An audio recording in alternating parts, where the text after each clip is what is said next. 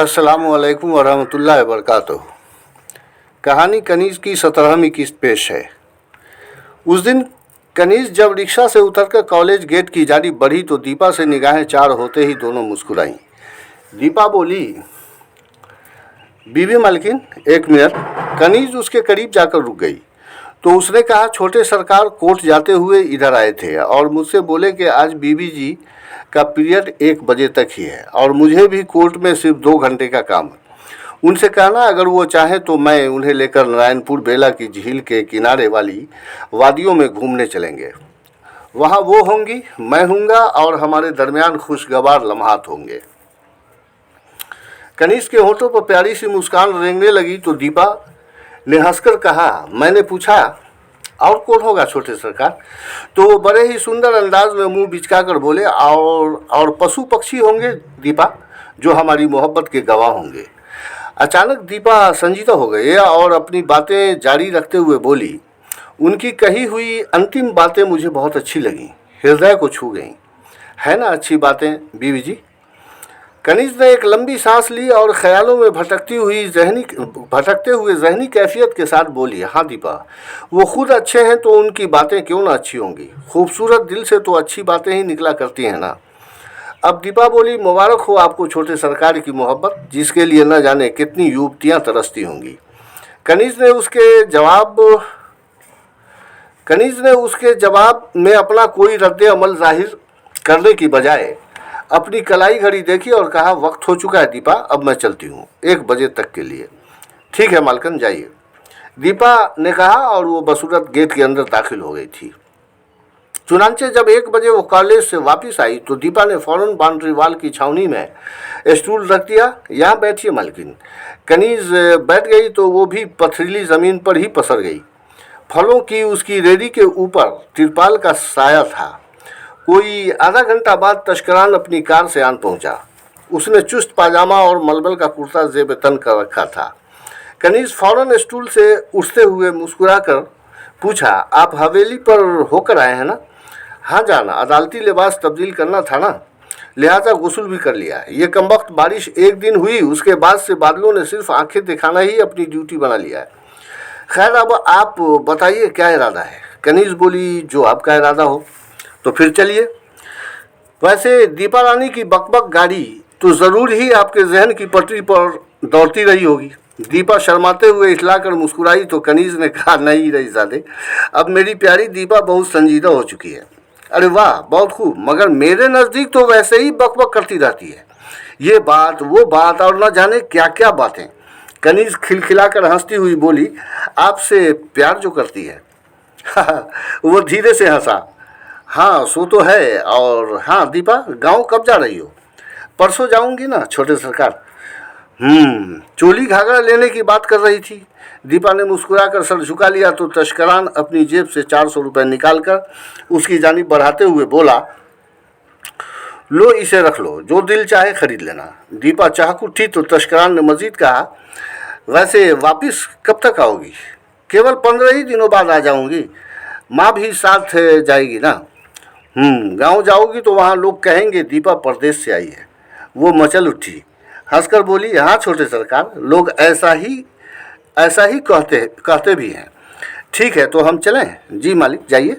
और दोनों कार की जानिब बढ़ने लगे थे। नारायणपुर बेला के मशरकी इलाके में दूर दूर तक साफ और शफाफ पानी से लबरेज नहर और वादियों में हरसू छाई हरियाली, जिसमें चरते हुए बेशुमार मवेशी नहायत खुशगवार व खुशनुमा मंजर के हामिल थे। ऊपर से दूर तक नहर के दोनों किनारे गुलमोहर व अमलतास के बड़े बड़े दरख्त हरी पत्तियों और सुर्ख व जर्द फूलों से दुल्हन की तरह आरास्ता थे। अगरचे धूप में काफ़ी तमाज़त थी, मगर लगातार इठला रहे पुरवाई के अलहर झोंके जिस्मानी व रूहानी सुकून बख्शने के लिए काफ़ी थे। तस्करान ने एक मुकाम पर कार रोककर पिछली नशिस्त पर रखे थैले को उठाया और कनीज़ के साथ गुलमोहर व अमलतास के जुड़वा गुंजान पेड़ों के करीब उसके गहरे घने साये में बैठ गया। कनीज़ ने पूछा, इस थैले में क्या लिए फिर रहे हैं? तस्करान ने कहा, परसों एक क्लाइंट का बेल करवाया था, लिहाजा आज वो 2 किलो बालूशाही लेकर आया था। क्या कहने बालूशाही के, बखुदा याद करके खुद मेरा दिल भी मचल उठा है। उस जमाने में हलवाई जो बालूशाही बनाते थे, आज उम्दा से उम्दा मिठाइयाँ भी उसका मुकाबला नहीं कर सकती हैं। किसी भी तरह के केमिकल व आर्टिफिशियल चीज़ों से पाक व साफ मज़कूरा मिठाई ऊपर से खुश्क और क्रिस्पी, अंदर से नरम व तर हुआ करते थे। बहरहाल याद मत करो मियाँ अनवार, अब वो सब चीज़ें मैसर होने वाली कतई नहीं है, लिहाजा मुंह में आए हुए पानी को चुपचाप घोंट लो। बहरहाल तस्करान ने मजीद कहा, उसमें से 12 पीस ले लिया, बाकी दादाजी के हवाले कर दिया। जब इधर आने को हुआ तो गोश्त के कीमा वाला गर्म समोसा भी 10 अदद तुम्हारे लिए ले लिया है, और साथ में चंद बोतलें कोल्ड ड्रिंक यानी कोका कोला। वाज़ेह हो के कोल्ड ड्रिंक के नाम पर बस यही एक प्रोडक्ट उन दिनों पहला वाहिद मशरूब हुआ करता था। अब दौरे हाजरा में तो न जाने कितना खाक बलाए देखने को मिल रहा है। चुनांचे कनीज ने कहा, तो फिर शुरू हो जाइए। तस्करान बोला, मैं गसुल से फारिग होकर घर पर ही खा लिया था। ये सब सिर्फ आपके लिए है। बाप रे, इतना क्यों ले आए? अपनी आप ही का ख्याल नहीं आ रहा है? जो खा सकोगी खा लो और बाकी अपनी आप ही के लिए रख लो। बुढ़िया की वजह से मैं तुम्हें कुछ भी तो नहीं दे पाता हूँ ना। सोचता हूँ कहीं वो बाल की खाल न निकालना शुरू कर दे। उसकी मासूमियत पर कनीज खिलखिला कर हंस पड़ी। वो बोली, आप सही फरमा रहे हैं, खुद खा तो लेंगी मगर पूछना शुरू कर देंगी कि ये सब लाने का पैसा कहाँ से लाई, वगैरह वगैरह। बहरहाल कनीज ने दोनों चीज़ें 4-4 अदद खाई और लंबी अंगड़ाइयाँ लेने लगी तो तस्करान कोल्ड ड्रिंक का घोंट मारते हुए बोला, बस हो गया तुम्हारा काम। जो भी खाई थी ना, अब वो कुत्ते के पेट में चला गया। हाय अल्लाह, वो कैसे? कनीज हैरत से बड़बड़ाई तो तस्करान ने कहा, सुनता हूँ अगर कुछ खाकर फौरन अंगड़ाई ली जाए तो वो खाई हुई चीज़ें कुत्ते के पेट में चली जाती हैं। उसकी बातें सुनते ही कनीज हंसते हंसते उसके सीने पर लुढ़कती हुई बोली, कितना आता है आपको, खूब बातें बनाने लगते हैं। तस्करान धीरे से हंसकर बोला, ये बातें मेरी थोड़े ही हैं जान, गांव दयार के पुराने लोग जो बोलते हैं वही मैं यहाँ दोहरा रहा हूँ। गांव दयार वाले क्या कहेंगे, उन्हें जो मन में आता है बोलते रहते हैं जाहिल गंवार लोग। लेकिन मैडम जी, ये भी है कि उन लोगों की कही हुई कुछ बातें 100% सच भी हो जाती हैं। कुत्ते बिल्ली से तो आपका कोई वास्ता या साबका नहीं, वरना देखोगी कुत्ता कुछ खाया नहीं कि फौरन अंगड़ाई लेने लगता है। दरख्त से टेक लगाकर बैठे तस्करान के सीने से कनीज अपनी पुश्त को टेक लगाकर हंसती रही और कोल्ड ड्रिंक का घोंट लेती रही। कुछ वक्फे बाद बची हुई मिठाई और समोसे के ठोंगे को समेटते हुए बोली, अब इतना आप ही के लिए ले जाऊंगी। बहरहाल गर्म समोसे और मिठाई खाकर मज़ा आ गया। अब वो कुत्ते के पेट में जाए या बिल्ली के। कनीज के अल्फाज पर तस्करान भी हंसने लगा और उन ठोंगों को अपनी रुमाल में बांध दिया। तो कनीज ने कहा, इसे अपनी किताबों के बैग में रख लूँगी। फिर चौंकते हुए पूछा, परसों अलग सबा ही कोर्ट चले गए थे? दीपा ने मुझे बताया था, बोल रही थी छोटे सरकार किसी पेचीदा केस पर काम कर रहे हैं। हाँ, ये तो सच है कि एक नहायत पेचीदा केस ट्रांसफ़र होकर डिस्ट्रिक्ट जज साहब की अदालत में आ गया है, जिसमें वकालत नामा मेरा लगा है। लेकिन दीपा को ये बात कैसे मालूम हुई? मैंने तो उसे बताया ही नहीं था, क्योंकि उससे हमारी मुलाकात ही नहीं हुई। मगर हाँ, मुमकिन है उसके बापू ने उसे बताया होगा, क्योंकि घर से निकलते वक्त उसके बापू मुझसे मिलने आ गए थे। उन्हें कुछ रुपए की ज़रूरत थी। मैंने उन्हें ही बताया था कि चंद लम्हे आपके आने में ताख़ीर हो जाती तो फिर 2 बजे तक मुझसे मुलाकात नहीं हो पाती, क्योंकि एक नहायत पेचीदा और डेंजरस केस पर आज मुझे बहस करनी है। इसलिए दादाजी के पास जा रहा हूँ। दरअसल ये सब बातें मैं उन लोगों से सिर्फ आपकी वजह से शेयर कर देता हूँ, क्योंकि कॉलेज आते आते आपको मेरी खैरियत मालूम करने की ज़रूरत पड़ जाती है ना। हाँ बिल्कुल, कनीज ने उसके ख्याल की तायीद करते हुए बगौर अपने महबूब का चेहरा देखकर बोली, पता नहीं क्यों मुझे अचानक ये महसूस हो रहा है कि बातें करते हुए मेरे सरकार कुछ डिसमूड हो गए हैं। तस्करान चौंका। हाँ डार्लिंग, अचानक परसों पेश आने वाली कुछ बातों की याद आ गई है। वो क्या, मुझे नहीं बताएंगे? कनीज ने उसके खूबसूरत होंठों से खेलते हुए नहायत प्यार से पूछा। तो तस्करान ने कहा, मुझे मशकूक तो नहीं समझ बैठोगी? बिल्कुल नहीं, अल्लाह के वास्ते ऐसा कभी सोचिएगा भी नहीं। तब तशकरान कहने लगा कि जब मैं 6 साल का था दादा अख्तर हुसैन साहब की 5 साला एक पोती हुआ करती थी जिसका नाम आलिया परवीन था। उन्हीं दिनों की बात है जब वो अपने दादा जान अख्तर हुसैन साहब के साथ जलालपुर की हवेली पर आई तो चंद घंटों में ही मुझसे इस तरह घुल मिल गई जैसे बरसों से वो मेरे साथ रहती आई हो। गंदुमी रंग और कबूल सूरत वाली आलिया उन दिनों बेहद शोख और चंचल हुआ करती थी। मेरे दादा जान व अब्बू जान जनाब इब्राहिम सरकार व इस्माइल सरकार ने मुझे उसके साथ खेलते कूदते हुए देखकर काफ़ी राहत व खुशी महसूस की। लिहाजा उन लोगों ने वकील साहब से कहकर उसे कुछ दिनों के लिए हवेली पर रोक लिया। दादा अख्तर हुसैन साहब खुशी खुशी उसे हवेली पर छोड़कर वापस चले गए। चुनांचे वो मुसलसल 3 साल तक हवेली पर रही, जैसे वो पूरी तरह हवेली की हो चुकी हो। सुबह शाम मेरी अम्मी जान उसे पढ़ाया भी करती थी कि कहीं उसके वालिदैन ये न कहें कि उनकी बच्ची जाहिल रह गई। उन्हीं दिनों जब मैं 9 साल का हुआ और आलिया का 8वां साल था, मेरे परदादा हज़रत इसराफील जिल्लहु आला गांव तशरीफ़ लाए और चंद दिन क़याम करके स्टैंडर्ड एजुकेशन के ख्याल से मुझे और मेरी निगहबानी की गरज से बड़ी दादी माँ को कलकत्ता ले गए। मेरे चले जाने के बाद आलिया काफ़ी नर्वस और उदास रहने लगी। लिहाजा दादा हुजूर के मशवरे पर दादी जान व अब्बू जान अपनी कार से उसे उसके घर छोड़ आए। बहरहाल मेरी तालीमी मसरूफियात ऐसी थी कि रफ्ता रफ्ता उसका ख्याल मेरे दिलो दिमाग से जाता रहा। और फिर ये कि मेरे लिए आलिया और उसकी कुर्बत किसी ख़ास अहमियत का सबब भी तो नहीं थी। लिहाजा बात आई गई ख़त्म हो गई।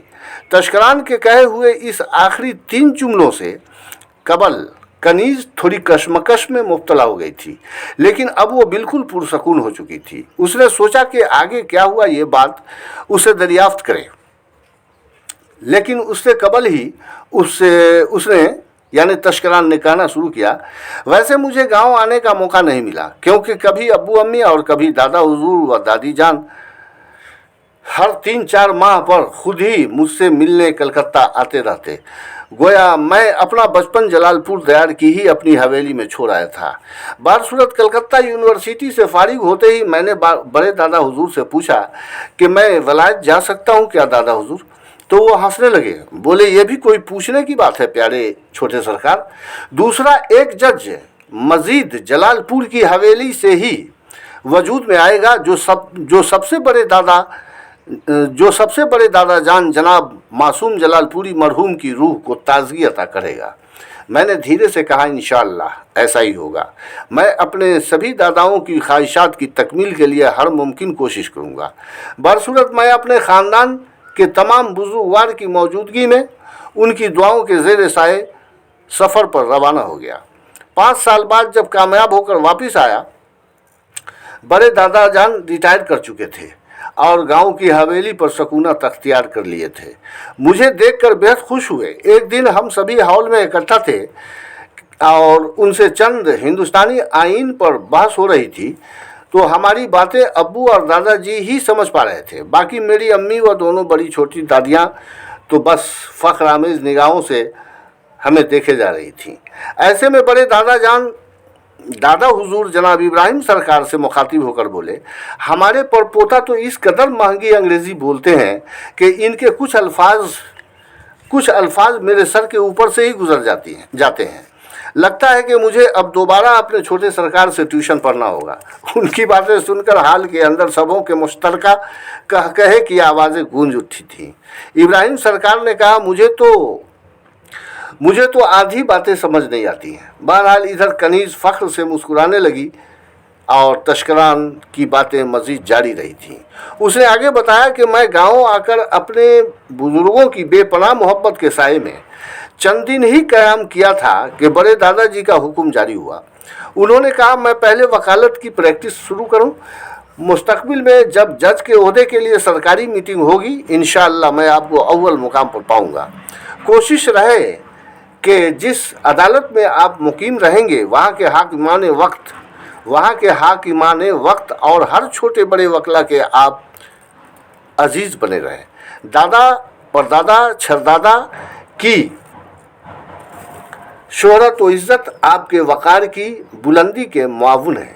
और उन तमाम अहकाम व मशवरे के बाद एक शब्द पढ़ने वाला दिल का दौरा उन्हें तशकरान कहते कहते एक बारगी फपक पड़ा तो कनीज को जैसे करंट सा लगा और उसने फुर्ती से उसे अपनी बाहों में दबोच लिया था। खुद पर काबू पाते हुए उसे थोड़े वक्फे लगे। ऐसे में उसने एक सिगरेट सुलगाया और मज़ीद कहने लगा मैं बखूबी देख रहा था कि बड़े दादाजी काफ़ी ज़ईफ़ हो चुके हैं, लेकिन वो अभी हमें छोड़ जाएं यह हरगिज़ गवारा नहीं था। दादा हुजूर जनाब इब्राहिम सरकार मुझसे छुप छुपा कर अब्बू जान से बोले कि बड़े दादा जान की मौत से छोटे सरकार कुछ ज़्यादा ही मुतासिर हुए हैं, लिहाजा उन्हें गांव की हवेली से अलग मुजफ्फरपुर में क़याम करना ज़रूरी है। आप उन्हें ले जाकर वकील अख्तर हुसैन से मुतारुफ़ कराएं और ये उनकी ही ज़ेर सरपरस्ती वकालत की प्रैक्टिस शुरू कर देंगे। इंशाअल्लाह रफ्ता रफ्ता अपने बड़े दादा जान की जुदाई का गम यकीनन कम हो जाएगा। समझदार हैं, बखूबी जानते हैं कि एक न एक दिन सबों को जाना है। बहरहाल उनके हुक्म के मुताबिक अब्बू जान ने कोर्ट कैंपस में ही हमें एक दूसरे से मुतारुफ़ कराया। वकील अख्तर हुसैन दादा मुझसे मिलकर अशश कर उठे। मेरी लियाकत और सलाहियत को काफ़ी सराहा। चुनांचे उनके ज़ेर साए प्रैक्टिस करते हुए अब मुझे 1 साल हो गए। इस अरसे में न तो मैंने कभी उनके ख़ानदानी अफराद के बारे में कुछ पूछा और न उन्होंने ही कुछ बताया। मुमकिन है अगर वो बताना भी चाहते रहे होंगे तो गुजरे हुए कल के बाद से मुझे गुमान हो रहा है कि शायद उन्हें हिम्मत ही नहीं हुई कुछ बताने की, क्योंकि मैं अपने काम से ही मतलब रखता रहा हूँ। बेवजह कभी किसी से कोई बात करना गवारा नहीं रहा है मुझे। वैसे सारे केस पहले उन्हें ही मिलते थे, अब तकरीबन सारे केस मेरे नाम पर आते हैं, लिहाजा उन मुकदमात को मैं ही हैंडल करता हूँ। छोटे मोटे काम जैसे हाज़िरी लिखना, टाइम पिटीशन वगैरह, अदालत की नज़र करना या फिर मूव वगैरह ही करते हैं वो। बहरसूरत तशकरान एक तवील सांस लेकर अख्तर हुसैन साहब के घर जाने और वहाँ पेश आने वाले वाक़या को दोहराया तो कनीज़ उसकी बातें सुनते हुए कई बार हैरत, अफसोस और सदमा महसूस की थी। वो अपना सर तशकरान के सीने पर रखकर कुछ सोचने लगी तो तशकरान ने उसे अपनी बाहों की गिरफ्त में लेते हुए कहा, क्या सोचने लगी कनीज़? वो चौंक पड़ी। बोली कि खुदा ने आलिया आपी को ज़िंदगी तो दी है, लेकिन अजियत ऐसी दे रखी है जो उनकी ज़िंदगी पर बोझ है। उनका सुकून और उनकी खुशियाँ गारत हो चुके हैं। मेरे मोहल्ले में भी ऐसा मरीज़ मुझे अपनी 9 साल की उम्र में देखने का इत्तफाक हुआ था। अपने वक्त की मशहूर तवाइफ सकीना नानी के अकलौते बेटे कफील मामू जान भी इस मर्ज के शिकार थे। वो बहुत बेहतर वायलिन बजाते थे। लेकिन महज 23 साल की उम्र में ऐसी अजियतनाक मौत हुई कि याद आती है तो रूह कांप उठती है। खुदा दुश्मन को भी ये बीमारी न दे। अपने अल्फाज के साथ उसकी आवाज़ बोझल हो गई थी। तशकरान ने उसका शाना थपकते हुए कहा, यह सब मसलहत एजदी है जान। इस मर्ज का अब तक कोई मुकम्मल इलाज व दवाएं भी ईजाद नहीं हुई हैं। कनीज ने फ़ौरन कहा, होगी भी नहीं शहजादे। उसने वाकई सच कहा था। हम आज 21वीं सदी में जी रहे हैं। मैंने खुद भी ऐसे मरीजों को मरते और घुट घुट कर जीते देखा है। कई यूनानी अद्वियात की कंपनियों ने उस मुज़ी मर्ज के लिए दवाएं तैयार की हैं और करती ही जा रही हैं, लेकिन बेसबद। तस्करान ने घड़ी देखते हुए कहा, अब आपके इस पीरियड का वक्त ख़त्म हो रहा है जान। आप चौंकते हुए वो सीधी होकर बैठी हुई अपनी घड़ी देखकर बोली, उफ, पता नहीं आपके साथ होती हूँ तो न जाने कैसे इतनी जल्दी वक्त गुजर जाता है कि पता ही नहीं चलता। तशकरान धीरे से हंसते हुए उठकर खड़ा हो गया और बोला, आइए चलें। कनीज ने फ़ौरन अपना हाथ उसकी जानिब बढ़ाते हुए कहा, मुझे उठाएंगे नहीं? अरे वाह! वो धीरे से हंसा और उसकी हथेली थाम कर आहिस्तगी से अपनी जानिब खींचा तो वो झटके से उठकर उसे दबोच ली और अपने गुलाबी रुखसार जानबूझकर तशकरान के होंठों से मिस कर दिया। तशकरान मुस्कुरा कर बोला, बहुत खूब। मालूम हुआ कि आपका ब्रेक फेल हो रहा है, लेकिन सब्र के साथ थोड़े इंतज़ार की ज़रूरत है महारानी जी। समझ गई ना? पहले ग्रेजुएशन मुकम्मल कीजिए। ज़रा सी गलती क्या हुई, नसीहतें देने लग गए। अपने अल्फाज के साथ ही वो तस्करान का बाजू थामकर कार की जानिब बढ़ती हुई शरारती निगाहों से उसका चेहरा देखा तो वो हंसते हुए बोला, एक बात तो वाकई बिल्कुल दुरुस्त है कि जब तुम मेरी कुर्बत में होती हो कायनात आलम को बिल्कुल भूल जाती हो। कनीज हकलाई, मगर हुआ क्या? ज़रा निगाहें ऊपर उठाकर भी देखो ना। कनीज ने जो ही निगाहें बुलंद करके आसमान की जानिब देखा, चहक उठी। अरे वाह, वंडरफुल! जब ही तो जहन में आ रहा था कि धूप अचानक छाँव में किस तरह बदल गई। आसमान को स्याह बादलों ने काफ़ी हद तक ढक लिया था और फिजा में हल्की ठंडक भी आ चुकी थी। कनीज कार में बैठती हुई बोली, ये खुशगवार समा छोटे सरकार की मोहब्बत के सदक़े में ही तो है। फिर देखते ही देखते गरज चमक के साथ मूसलाधार बारिश शुरू हो गई। बहरहाल तस्करान ने भी कार स्टार्ट की और हाईवे पर दौड़ाता हुआ कच्ची पक्की चौरंगी से होकर अघोरिया बाजार रोड पर वाक़ सरदार अमरिंदर सिंह के ढाबे पर कार रोकी और विंड स्क्रीन से झांका तो सरदार जी ने मुस्कुराते हुए फ़ौरन सलाम किया। तस्करान ने भी मुस्कुराकर कार के अंदर से ही उसे अपनी 2 अंगुलियां दिखाई और सरदार जी फ़ौरन भैंस के खालिश दूध में हरी इलायची वगैरह डालकर 2 गिलास चाय अपने मुलाजिम के मार्फत भेज दी। दोनों ने चाय पी और मिठनपुरा रेलवे फाटक से गुजरकर कच्ची सराय चौक पर आकर रुक गया। सिगरेट सुलगाते हुए बोला, मेरा ख्याल है कि बारिश थोड़ी कम हो जाए तो किसी रिक्शा से आपको घर भेज दूं। वैसे आप अपने खर्च के लिए कुछ रुपए लेना पसंद करेंगी? नहीं, ज़रूरत पड़ने पर अम्मी जान से मांग लेती हूँ ना। वो तो ठीक है, लेकिन अपने कुछ हकूक़ मुझ पर भी तो जतानी चाहिए ना। जवाबन कनीज दिल रुबाना अंदाज में मुस्कुराकर अपना सर उसके बाएं बाजू से टिका दी तो तस्करान ने डैशबोर्ड के दराज से 10,000 की गड्डी निकाल कर उसके बैग में डाल दिया।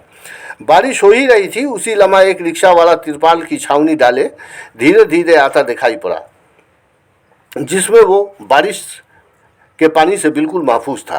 तस्करान का इशारा पाते ही करीब आ गया। उसने 10 रुपए का नोट उसे थमाते हुए कहा, अगले चौक के पुलिस स्टेशन के पास जाना है। लेकिन बाबू, तस्करान ने मुस्कुराकर उसकी बात काट दी, मैं समझ गया आप क्या कहेंगे। ये पैसे आप रख लें, आगे एक ताड़ी दुकान भी है, वापसी में मार लीजिएगा। रिक्शा वाला हंसते हुए कार की बाएं जानी रिक्शा ले आया तो कनीज अपने महबूब को सलाम करके कार से निकली और रिक्शा में बैठ गई, जो पानी से बिल्कुल महफूज था। चुनांचे दूसरे ही लम्हे वो भी अपनी कार दौड़ाने लगा था। बारसूरत यहाँ कनीज की 17वीं किस्त मुकम्मल हुई। बाकी आइंदा इंशाअल्लाह। अस्सलामु अलैकुम।